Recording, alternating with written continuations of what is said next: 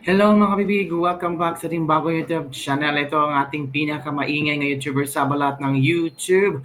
Ako si Kabibig Maglabag-labag na tao with evidence, Boyeng Rimulya. Sinabing hindi niya isusuko ang kanyang aplikasyon sa pagka-ombudsman. As in kapala na talaga ng pagmumukha. Kasi baka ambisyon ni Rimulya na talagang maging ombudsman. Sabi nga ni Senator Amy Marcos, Plan C to. Plan C para makasuhan ng plunder si Pipi Sara, mapakulong sa Pipi Sara, hindi pa umabot ang 2028 para hindi makaupong presidente si Pipi Sara.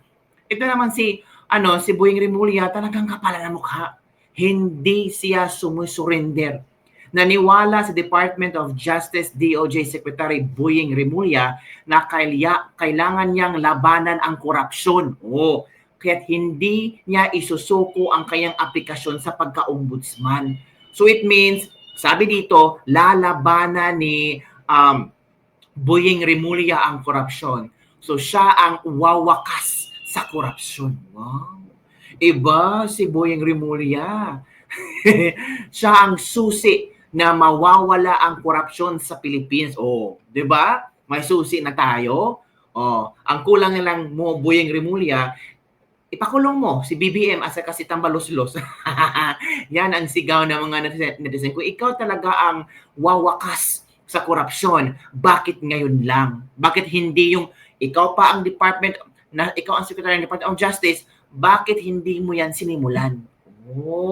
Bakit ngayon nag-a-apply ka ng ombudsman? Yan ang mga tagline mo, wawakasan ko ang korupsyon at talagang tawag dito, hindi fair lang ako sa mga decision ko bilang ombudsman. Wow. Para ding itong politiko si Boyeng Rimulya. Sabi dito, pinapadali ni Boyeng Rimulya.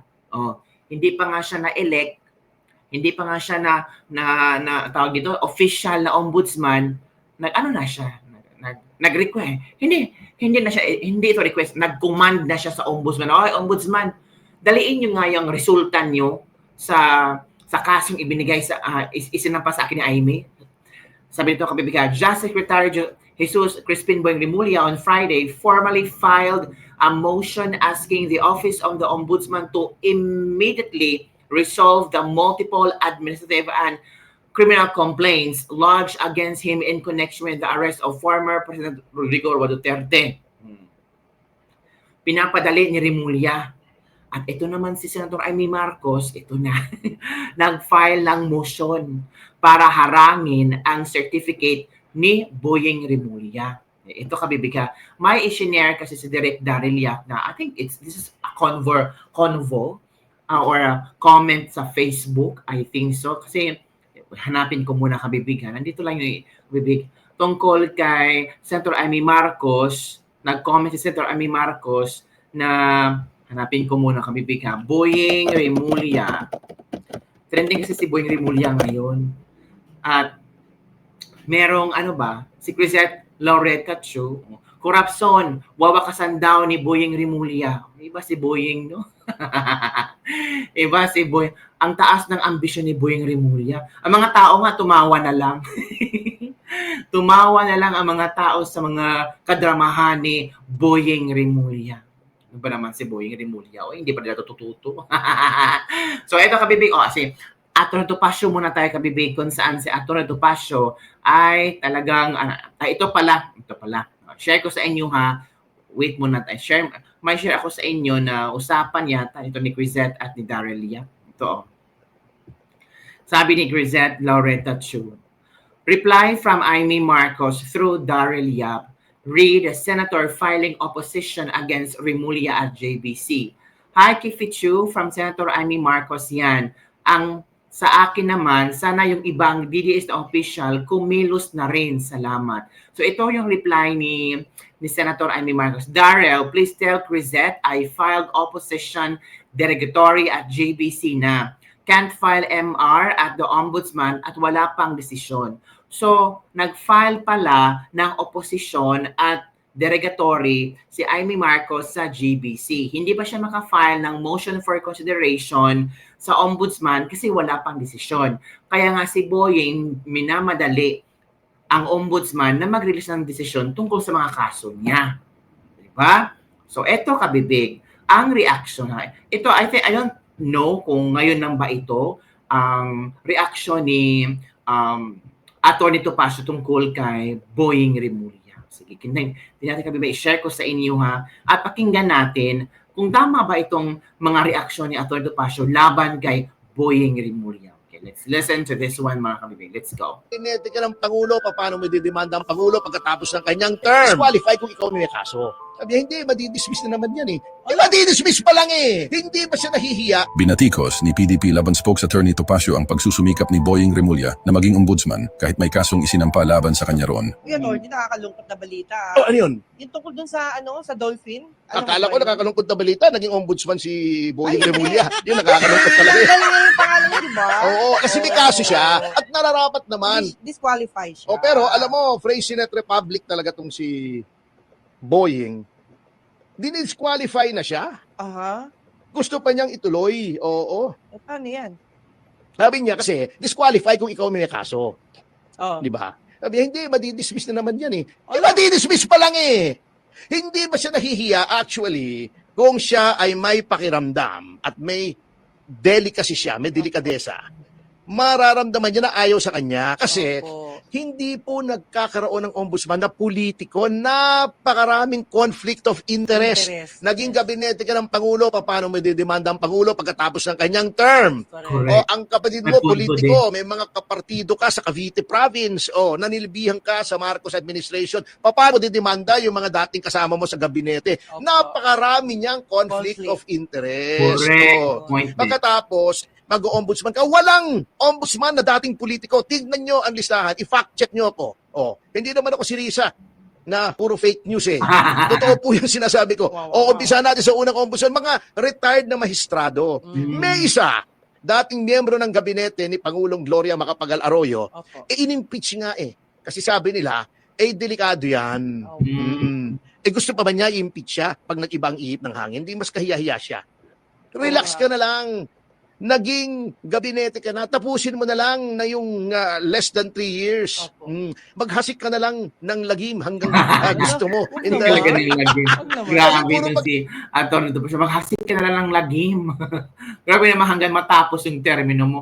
Grabe ka naman, Atty. Topacio. Yan, lagim talaga yan. Ihahasik, no? So ito pa, mga nakakatawang komento ni Atty. Topacio. Pero nakakatawa, pero reality bites. Diba? Ito kabibig, Ito ba yun? Ito. Let's listen to this one. Mag-apply pa lang ako. Freycinet Republic na tayo. Antitigas na mga mukha. Pero sir, Napailing na lang si Attorney Ferdy Topacio sa anyay makapal na mukha ni DOJ Secretary Boying Remulla na nais maging ombudsman kahit may kaso ito sa naturang opisina. Mag-apply pa lang ako. So I'm submitting my application by Friday, before Friday. I think that I have a lot to offer there. Sorry, pero di ba may final kong complaint sa inyo si Okay lang yun. Talagang dito sa Pilipinas, grabe na uso na talagang pakapala ng muka under the Marcos administration eh. Parang si Boying Remulla, may mga kaso sa ombudsman, gustong mag-ombudsman. o nga. Grabe na Yun nga pakapala. po yung mga reaction ng netizen. Paano nangyari yun? The person who weaponized the DOJ, nababoy ang DOJ, ginamit ang mga batas laban sa kalaban ng gobyerno. Yun ang gagawin mo ombudsman. Anong gagawin noon? Obvious naman, di pagtakpan ang mga kalokohan ni Marcos even beyond its term hanggang 2028 kasi 7 years ang term ng ombudsman. Huwag naman, anak ng pating naman. Hindi ba kayo nahihiya sa mga sarili nyo? Sino mag-a-appoint sa kanya? Siya mismo? Sa sarili Hindi, niya? dadaan sa JBC ang presidente mag-a-appoint. Kita nyo, tingnan nyo yung mga naging ombudsman. Tingnan mo yung listahan ng ombudsman. Sabihin na natin yung latest ombudsman, si Martires. Si Martires ba ay miyembro ng gabinete? Hindi nag-appoint sa kanya? Hindi. Galing siya sa Supreme Court, sa judiciary, neutral.